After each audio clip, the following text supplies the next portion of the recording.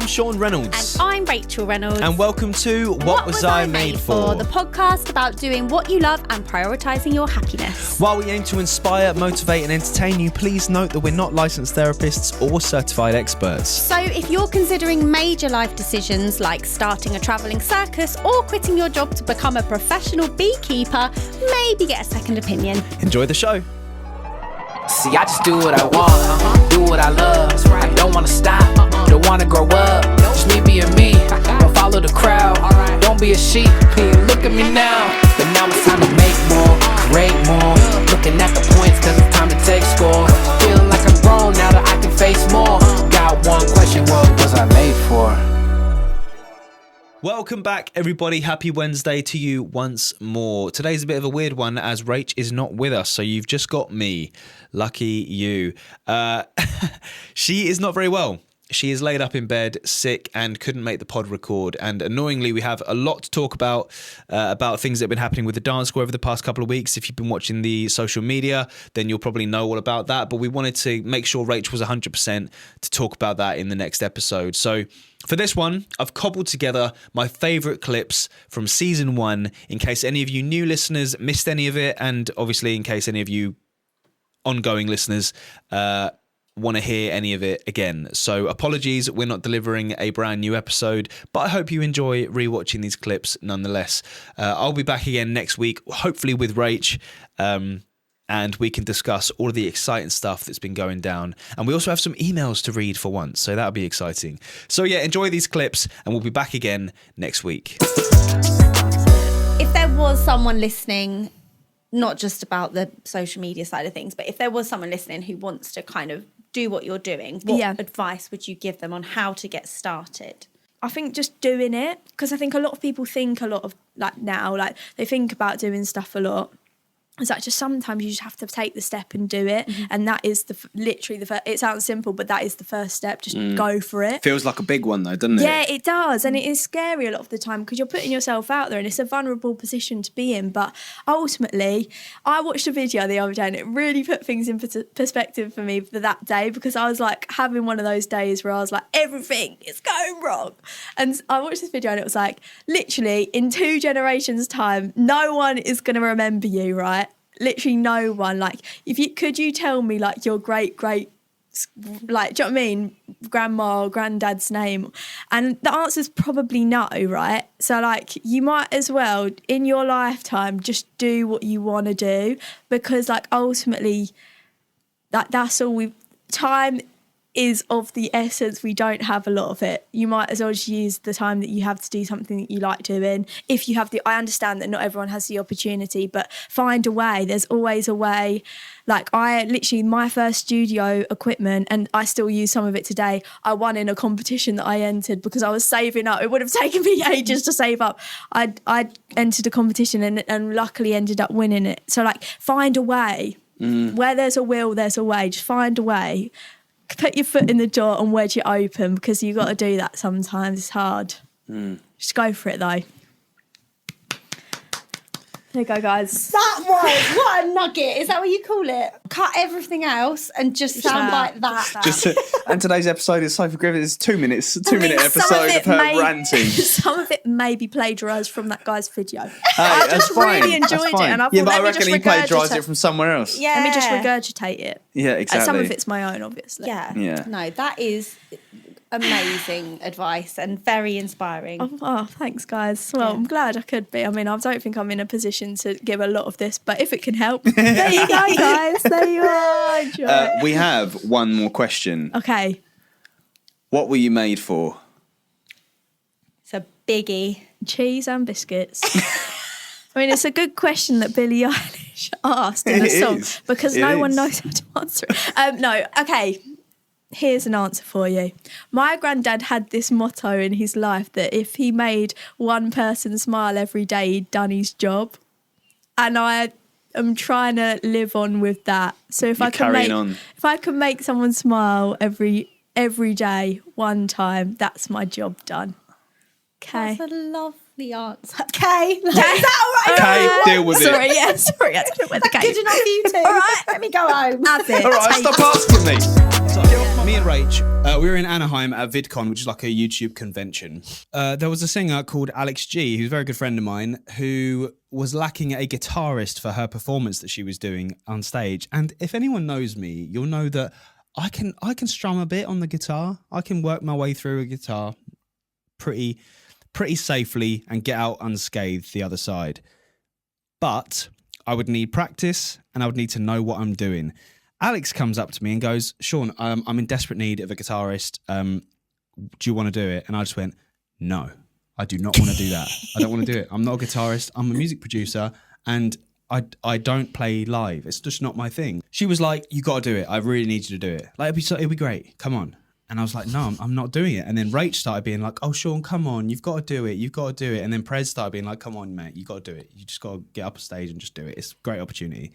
And I was just thinking, this is just not going to go well. I've got an hour before she goes on stage to learn whatever she's doing. Wasn't it like a medley? It's a medley of covers. I think I added one in the mix. Yeah, Rach, everyone was just sat there just throwing songs out there. And Alex was like, oh, that's a good one. Yeah, let's do that. Let's do that. Add that in. Mine was Beyonce, Single Ladies. Yes, there was about 6 songs, I think, in this mashup that we'd learnt an hour before. And I was having a great time having drinks with Prez while you were rehearsing. Yeah, I know you were. I wish I could be having drinks with Prez. We were so excited for your performance. Yeah, I know.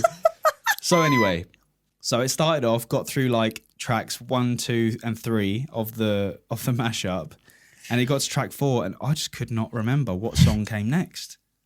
My mind went so blank and I remember just looking at Alex. She's like performing to the crowd. She's like tried to go into the next song and then just turns and looks at me and I'm just looking at her. And that stare, she's looking at me and I'm looking at her, felt like it went on for about 10 minutes. Yeah, it was probably seconds. And I was looking at her like, help me. I don't know what we're doing now. There's like hundreds of people out just watching this performance. Yeah. And I look at it like, I don't know what to do. And I think it was Single Ladies that came next. Whoops. Yeah. I think it was Rach's fault for suggesting it in the first place. And yeah, it probably was just seconds, but I went completely blank. I think Alex just started singing it. So then I was like, and then you tried to catch up. Good. So I caught up with her then. But my God, that was so embarrassing because 1, I didn't want to do it in the first place. 2, we were so painfully unprepared. And 3, it was as bad as I thought it was going to be. How have you learnt from that experience? Like, just say... I've learnt not to work with Alex G again. No, that's a lie. I love Alex. She's great. I think sometimes though, you have to push yourself out your comfort zone. And I think you can't be perfect. And hey, it's made a great podcast story. It's fun. Yeah. When I remember after that thinking that I was like, everyone was just going to remember the guy that forgot the bit of the song that they were playing. And I, like you, overthink it completely and think everyone's judging you for it. I think it's a very natural thing to go through when actually no one has ever brought that up to me. It's just funny that when we talk about it sometimes. But I know some of my most talented friends who are musicians and play live all the time, there's always blunders. Like when Jack was on the podcast and he was saying that he tripped over a light on Jimmy Fallon. Yeah. These things just happen. But you know, I say this to my students all the time, actually. There has to be an element of blagging it in your face. Yeah. So what I mean by that is, and my dance teacher told me this once, he said, I know when you've gone wrong, Rach, because it's written all over your face. Because you make a mistake and then you make that facial expression of like either rolling your eyes or I see that with so many of the kids at the school. Oh my God. Whereas what you have to remember is an audience member, they only have one set of eyes, right? So they cannot watch 2 people at once, really, apart from out their peripherals. So you've got eyes on just you at some points. So if you make a mistake, the audience aren't going to know unless you make it obvious. Exactly, yeah. And I say this all the time. I'm like, if you can keep that face, like in whatever vibe that number is in, and you're just in your head like, oh my God, I'm messing up so much right now, but no one's ever going to know because I'm not going to show it on my face. You will get away with it. We touched upon your sort of childhood and how you got into the arts and performing and everything. Do you have any sort of wise words or tips or advice for young people who are maybe wanting to pursue the same thing? Yeah, I think if you want to do it, give it a go. I think I know so many people who have gone, oh, I would have quite liked to have done that, but I never gave it a chance. We talked about my time at GSA. I think there's probably only about, out of 30 in my year, there's about 5 or 6 of us still doing it. So unless you give it a go and try, you're never going to know whether you're going to, even those people who think that's what they want to do, might not be the case. But I think this industry has so much to offer, not only from you can be a performer and, you know, build a career and work your way up. It's all that other stuff we were talking about. Make friends, you know, get amazing social skills. It just has so much going for it that I don't know why you wouldn't want to be a part of it. Yeah. So, yeah, follow those dreams. Be realistic about it. I think you've got to be sure of yourself, not in a confidence way, but know who you are and where you fit in this industry. I think there can be a little bit of disillusion sometimes around there of people thinking that they're one thing on a very base level of like castability, you know. Yeah. You can think you're one type and actually people perceive you as another type. It's about getting to know yourself and about getting to know what your strengths are and playing to your strengths and really finding your USP. You are completely different to the next person, you know, who's sitting next to you. There's no point in trying to strive to be the same as somebody else because you will never be that person.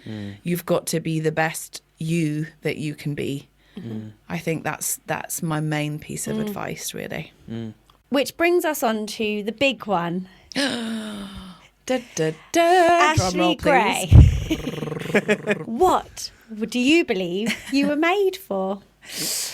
I think I was made for this. I think I was made to play and to have fun and get enjoyment out of something that I enjoy doing so much. And, you know, I've said before, I count myself very lucky that this is something that I can call my job or my career, because at the end of the day, I just go and put costumes on and play different characters and have a right old laugh doing it.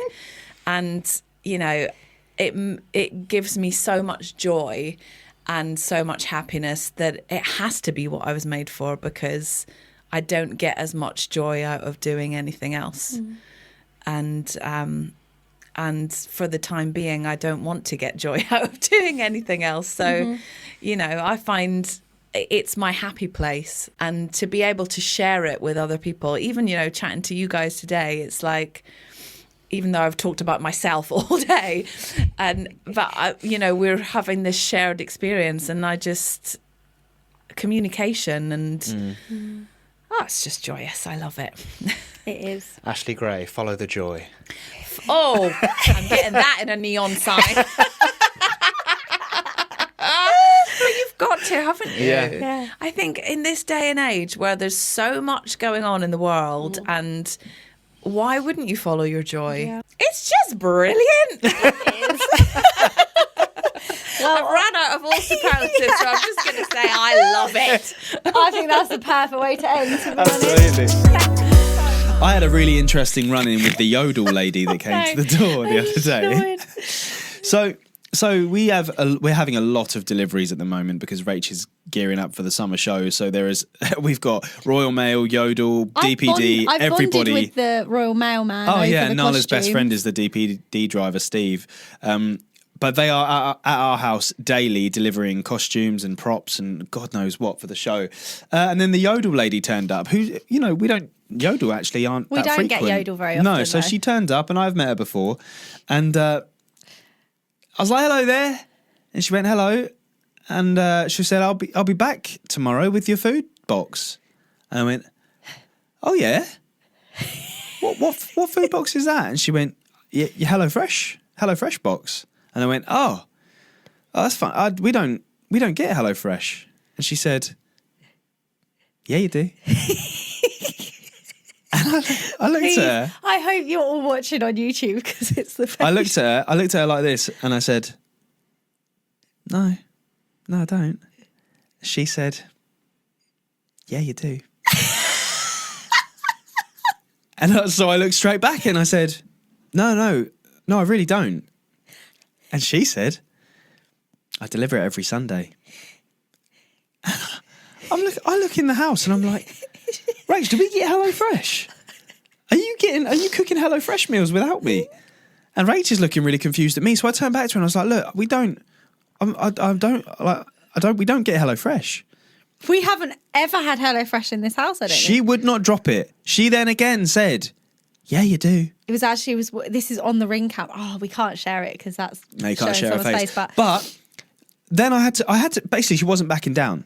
I know I don't get HelloFresh. We haven't had a HelloFresh since we lived at the flat years ago. Yeah. So I had to say to her, oh, well, I'll look forward to that then. And she just went, yeah. And off she went.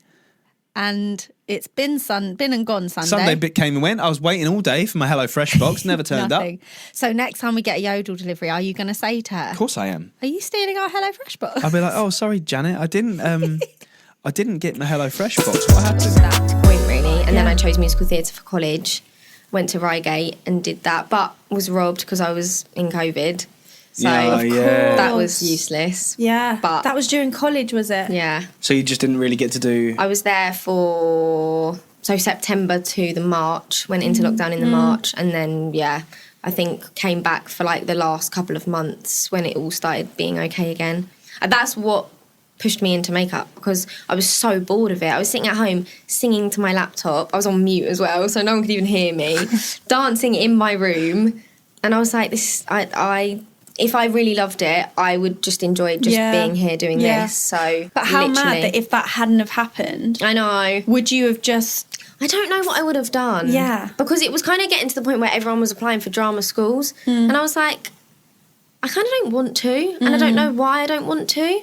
But why do I not have the urge to, like, get some audition tapes together and, like, send... Like, I was, like, just putting it off for so long. And I think, I would be on the train with my friend Alicia every day home from school, like, what are you doing? Because I don't really know if I'm supposed to be sending stuff out. I don't really want to. Yeah, and then, I just fell out of love with it, really. But not in a way of, like, don't enjoy it anymore, just in a I think this isn't the right career path for me. Sure. Yeah. You were because I still love it so much. Yeah, and absolutely. like you're going to say, you are a great performer in many aspects, but if your heart's not in it to do it all the time, then maybe it's just something you want to keep as part of your life on the side. Yeah, and it's such a tough industry, as you know, obviously, that I think it would have just... If my heart wasn't in it, there's no way I would have got anywhere with it. I think there's probably... If we do get people who are younger listening to this and they're thinking they might be in a similar headspace to you, how did you then discover what you love? Everyone asks me this all the time, and I don't have the most interesting of answers because I really don't know. Like, it just... Lockdown, I think everyone was, like, playing around with makeup because we were all bored, sitting at home. So I was like, I ordered a colourful eyeshadow palette, did some looks on myself. And I think from there, it was just, like, following makeup artists, like... oh, this is cool, like, this is cool what they're doing here, following more and more and, like, discovering more and more, to the point where I was like, actually, you can do this, like, as a career. Like, obviously people know about makeup artists because, like, girls go and get their makeup done on a Saturday all the time, like, that's quite common, but the side of the industry I'm in sort of didn't realise, like, how, it's weird, but it just came about, and I don't really remember much more about it. It just one day was like, okay, I can do this as a career. I quite enjoy it. I think that would be quite fun. Yeah. Looked into it a bit, and trained. Right now, what do you believe you were made for? Something creative for sure. And I love this so much, what I'm doing. I do think that it's crazy that I might have gone into musical theatre because I don't think I was made for that. And I'm so glad that I found this, because I do think that, this is what, like, I was made to do, sort of thing, But yeah, it's That's hard. great. Yeah. It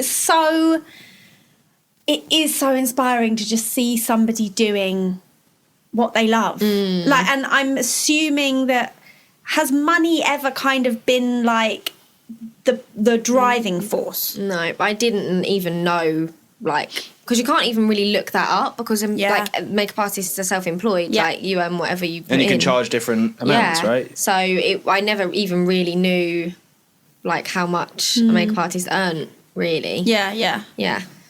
So no, not really. So it's purely for just the enjoyment of it. Yes. I love that.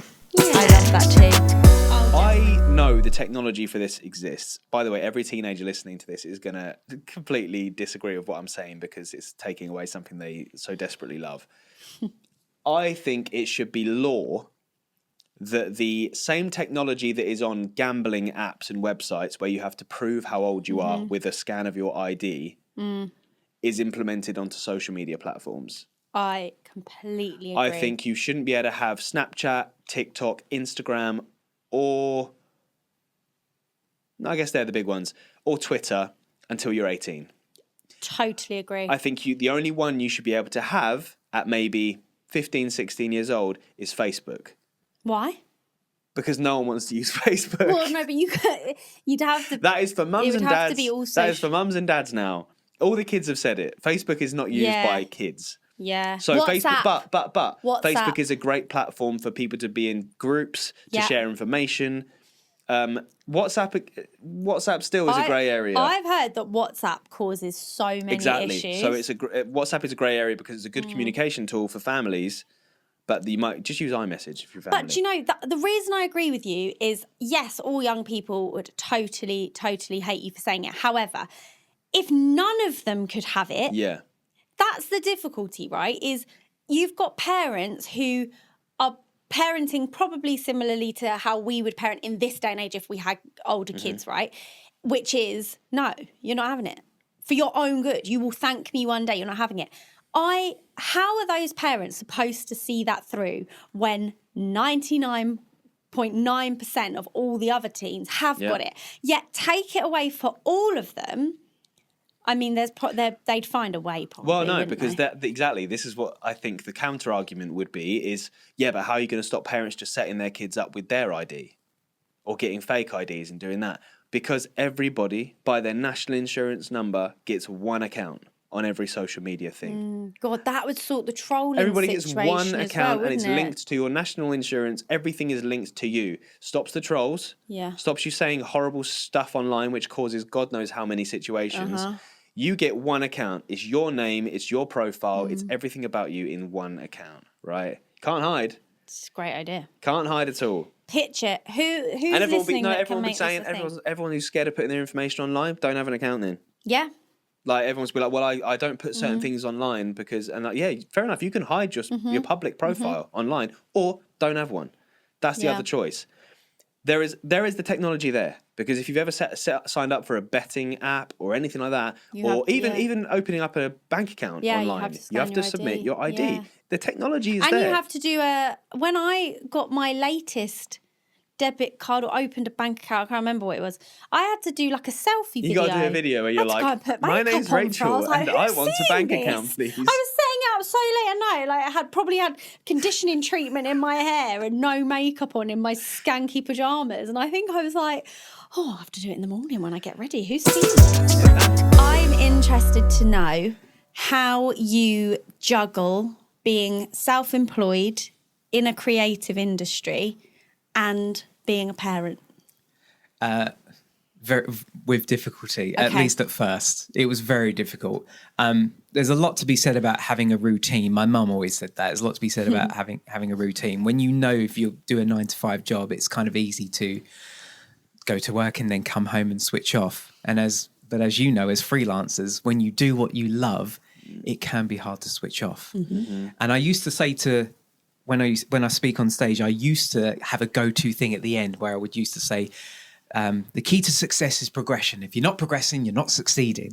And I don't believe that's now true. At least when you grow older, you change your priorities. And I now believe that the key to success is harmony and finding that balance between family life, especially when you become a dad and a husband. It's finding that harmony. So it's being strict with that time. When that time hits, switch off, and that's it. I can come back to it tomorrow, but now's family time. Now's time to be with my wife. Now's the time to be with George, my son, and to be there. So it's been very difficult at the start, but it is a discipline and something you learn like a muscle. You just train and you do get better, but it does take time for sure. The final part of this podcast is the big name of the podcast. It's the question that we all want to know the answer to, and none of us know the answer to. What do you believe you were made for? I believe I was made to be a visual storyteller. I was going to say a photographer, but I love making YouTube videos, documentaries in my personal projects. So I believe that I'm a visual storyteller. I love working with people. I'm passionate about people. I love to hear their stories. I love capturing their stories. There's no better feeling. There's no better honor, privilege than to capture someone's story, especially on their wedding day specifically. I'm here to be a visual storyteller and tell their story in the most compelling way possible. Thank you so much. Thank you so much for having me. Oh, I wanted to read out a lovely message from a friend of mine called Dan, who listened to Jess's episode. I can't believe I spent 47 minutes today forklifting and learning about the pathway into the makeup industry. People are listening, Rach, and that's what I really, really like, is that Dan works for a stage and lighting company, I believe. I always think about the line from Beauty School Dropout, which is a song from Greece.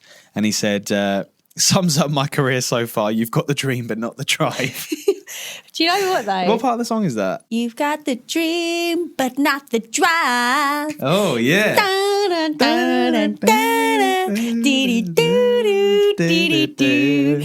up the things and go back to high school. Beauty School Dropout. Beauty School Dropout. Well, this is not going to become a singing podcast. No, but that's good lyric for this podcast. The dream, but not the drive. But yeah, I reckon that's why loads of people. The drive is important. The drive is important. And thank you for sharing that with us as well, because that it's one of the biggest issues we face with the young people at the school actually is online bullying and trolling. And we actually discussed it in our episode that was released this week about how that is probably one of the reasons why people won't pursue their dreams, is because already they put out a video of them singing or something and they get more hate than they get support. And so I think it's important. I'm so grateful that you shared that, because it just goes to show it's not all sunshine. It's not all sunshine. And this specific road to being an artist, to being creative in the world where people want you to stay to a little box and a little peg that they want to put you in, like, it's already hard. And then to add the addition of social media and things, I don't know if I would have made it through my childhood, to be honest with you, based on what was going on then, with adding the pressure of social media and bullying and negging and, oh my God, trolling. It's hardcore. It's hardcore. And it's about learning how to handle it, how to handle the way it makes you feel, how to handle the rejection, how to handle the vitriol and the hate that comes at you because people are judging from behind a computer screen when they're not courageous enough to go out and do it themselves or post it themselves. I think the point is you still have to be courageous. You have to be brave, and you have to believe in yourself above everything else. You have to believe in that little spark that's in you that makes you want this career, that makes you want to be a singer, to be an actor, to be a dancer. You have to cherish it. You can't smother it so much that it'll go out, and you can't protect it so much, because you have to let it breathe, and you have to let it grow in the way it's supposed to grow. Each path is your own. Each journey is going to be your own, and it'll be difficult. There are people that can help you through it. If you need help, reach out to it. Find your one friend that you go, they're going to tell me the truth, but they're going to support me anyway, right? Like, even if the telling the truth might be a little bit like, oh, you need to work on that note, or that note was flat. There's always something to work on every day, even for me. I'm working on jokes in the show every single moment. Every time I do it, I'm trying to figure out, how do I make it better, right? Being an artist is not being stagnant. It is being expansive and creative continuously. Because once you start just do the same thing over and over again, you're not an artist, you're a craftsman, which are wonderful things to be. But to be an artist is to be always expanding and always contracting and always moving through and forward. So as people come at you online, as people come at you, I don't know, in person sometimes, to be just so hate-filled and negative, know that a lot of what irks them about you is that you're brave enough to do it anyway. So just keep being brave and keep trying. As you can probably tell by the name of the podcast, we like to ask our guests the most difficult question in the world, which is, what do you believe you were made for? I was made to impact the lives of people using art and performance and song. I was made to create a positive impact in the world. And I've known it for a long time. And I hope it doesn't sound like conceited to say it, but I wanted and have always and continue to want to be a representative of people who feel unseen and unheard. I want to give a positive, successful example of what can be done when you believe in yourself, when you go after it with everything you have, when you find within yourself the strength to overcome the difficult and the hard and just keep going anyway. I want to have a measure of success not for the sake of fame, which feels selfish, but for visibility, to be somebody that people can go, she did it, and maybe I can. And I think I'm fully living in the what was I made for. I was made to do exactly what I'm doing now, and that's what I plan on doing for the rest of my life. Big us up a bit as well, yeah? One last story for this episode, guys. I know you're all dying to hear about it. We have some news, don't we? Remember we said in the last episode about you taking a bird? Oh. You took a bird. It is not funny. Also, how many people will now think that was going to be like a pregnancy announcement, by the way? Because even I was like, am I? No, but we said about about Bertie. Okay. Can you actually put some like nice music behind this? Sure. Okay. Last Thursday, guys, I was at my mum's and I'd just finished this street dance workshop. So not funny. You're actually horrible. And I was at my mum's house and my mum was like, what is that chirping? So I said, oh, I don't know. My mum's like, looked out in the garden and went, oh, there's a baby bird on the decking. And I was like, no, you are sick. Why am I married to you? So we went out in the garden. Just take your microphone away from your mouth because I am serious about this. So I went out to the garden with mum and there was this tiny little baby bird on the decking. And what was so sad is as we went over to him, here's a him because I named him Bertie. So we went over to the bird and as we got close to him, he like opened his mouth because he was so hungry. And we were like, no, what do we do? What do we do? So we Googled what to do because good old Google. And we followed the advice, which was basically to make him safe and then move far away because more often than not, the parents will come back to get him. So we went back in the house and we watched him from afar. No one came for him and he was still chirping and opening his mouth because he was so hungry. So then I was like, right, he's not going to be rescued by his mum and dad, so we need to go one step further. So I called the RSPCA. They were about as useful as a chocolate teapot. The woman just basically had an asthma attack on the phone and told me that there's nothing she can do. I was like, great. So then she said, call your local vet. So I called the local vet and they said that there's nothing they can do. So to call the Wildlife Aid Foundation. So I called them. And they said, send us a WhatsApp picture of this little bird. So I did that and they went, that is a nestling. He seems to not be in the nest anymore. Well, that's obvious. How'd they know it was a nestling? So that because a fledgling is a bird that's a little bit older, who basically has got to the stage where it's left the nest, but it is struggling a little bit and it's learning how to feed itself, how to fend for itself, how to fly. This is a nestling that shouldn't. Seems like he'd be a deckling to me.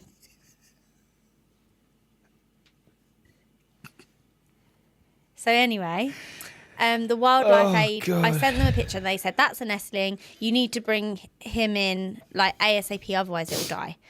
This was about half an hour before I had to be at work, and the Wildlife Aid Foundation is about 45-minute drive away. So I put Bertie in a paint tray and I put him on my passenger seat, and I called everyone at the school, and I got lovely Molly to come and cover for me, and I drove Bertie all the way to Lingfield. Leatherhead. And the whole way, I was so worried about him because every now and again he went really quiet. So I'd like tap his little box that I put him in, and I was like, come on, Bertie, you can do it. And then we got to the Wildlife Aid Foundation and I took him in, and I filled out a patient form for him, and they put him in a little incubator thing with a little heated pad, and they went, thank you very much. Would you like to receive updates on him? And I was like, yes, we have fully bonded. His name is Bertie. Please update me. They went, this is his patient number. Give us an email in a few days and we will update you on his progress. So every day, and they told me he was a blackbird nestling. So every day when I've seen a blackbird, I've thought about him, and I've given it a week, and I emailed them yesterday. And today I received an email. It's going to make me cry. You're out of order. Don't cry. Poor Bertie. No, I don't know why I laugh. It's not funny. It really isn't funny because God knows what happened to Bertie to put him in that state. But well, apparently it's a thing that magpies tend to take them out of their nest. So anyway, Magpie didn't have a good grip. I received this today. Dear Rachael, thank you for bringing a patient into the Wildlife Aid Foundation. Unfortunately, I must be the bearer of bad news, as despite the best efforts of our team, the blackbird died the following day. I would like to follow up and say, what were your best efforts? Thank you for caring, and I'm sorry it was not a better outcome. No, it's very sweet that you took that bird in, but I would be interested to know what the best efforts are for a bird that small. Well, I think... They just bung it in an incubator and... No, they fed him, but I think the neighbour... When it's cooked, they feed it to the snake. Mum's neighbour said that she'd heard him from 10 a.m.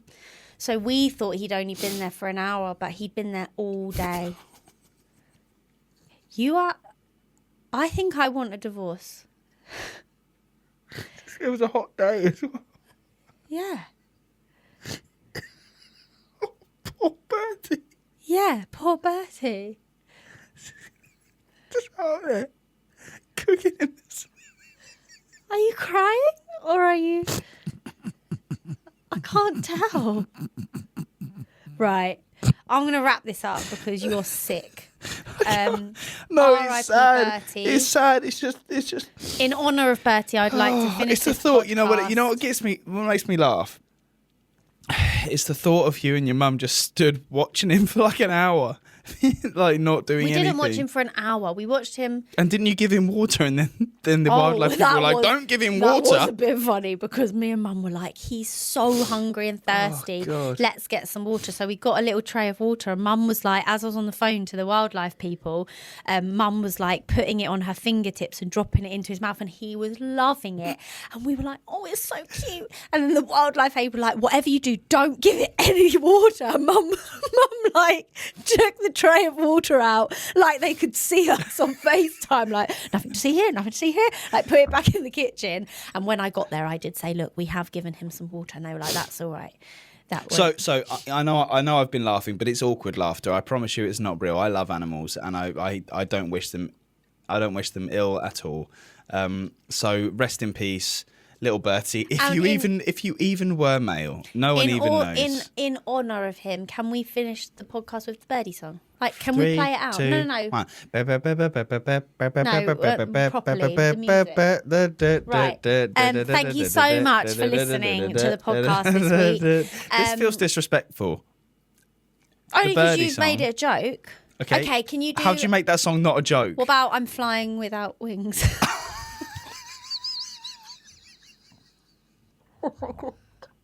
Maybe I Believe I Can Fly. Yes, that's oh the one no, I that's meant. R. Kelly. We can't. Oh God. Probably not. Okay. Bird. We'll find. Let's find a song that we feel is appropriate. Birdie. There's an artist called Birdie. Yeah, She's maybe she's Come got one. on, Skinny Love. Yeah. Oh yeah, Skinny Love. Right, we're gonna play out this podcast with Skinny Love. Was he skinny? This is well, obviously, yeah, he was hungry. So this is in honour of Bertie, the blackbird nestling. R.I.P. little Bertie. I'm you have a sorry. picture? I do have a picture. Oh my God. Yeah, That's so sad. maybe that could be the thumbnail. I am really sad about it. I can't, I know you're making a joke of it. No, but I'm not I can't, making a joke. I drove It's that little awkward bird. laughter. I drove that little bird I know you 45 did. minutes down the motorway instead of going to work Look, to try and save its life. If I had seen that little bird, there is no way that I would be laughing right now. It's just that the thought of all of this playing out is quite a comical story. It's quite a comical story to me. Well, I'm glad it's made you laugh. No, I mean this now. I'm going to say this to camera. Bertie, wherever you are, rest in peace, dear friend. And on that note, thank you so much for listening and watching if you're on YouTube. We will be back again next Wednesday. But until then... Well, next, I'm hoping to do a Brilliant. show episode. Hoping to. Well, like an extra. That'll be an extra, though. We Okay. will be back next Wednesday with our usual episode. Until then, please leave us a 5-star rating and a review if you feel like it. If you want to join the 3 people who have now emailed us, you can do so at... What was I made for? Wait, no, you've done this in the wrong order. It doesn't matter. What was I made for pod@gmail.com is the email address. Yes, and all of those social platforms are... At what was I made for pod. We will see you again next week when we once again try to answer the old age question. Age-old question. What was I made for? Bye-bye. I love you, Bertie. R.I.P. Come on, skinny love, just last the year. What Was I Made For is a Reynolds Studios production.